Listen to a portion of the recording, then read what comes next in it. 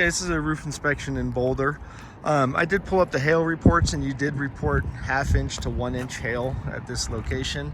Here's an example of a hail bruise that's knocked all the granules off the fiberglass matting and exposed the matting, and eventually the sun will eat through that. That's why an insurance company will pay for a whole new roof.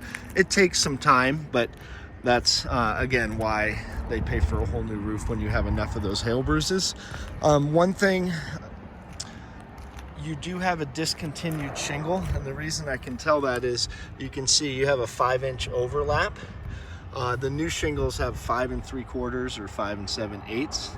So the point is, we only need a few damaged shingles for insurance to pay for a whole new roof, depending on your insurance policy, because we can't repair this roof because it's a discontinued shingle. The new shingles won't fit or won't work.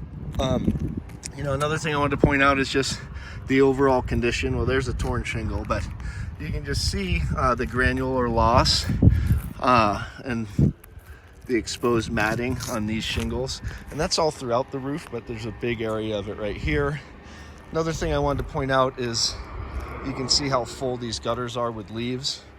The concern there is when they fill with water and freeze, it can pull off of the house, especially when you have these old hangers or these old spikes. We don't install gutters this way, we use different hangers, but you can see that spike is already coming out, and actually this corner down here is starting to pull out, and you can see that gutter spike right there, and that's actually all throughout here as well.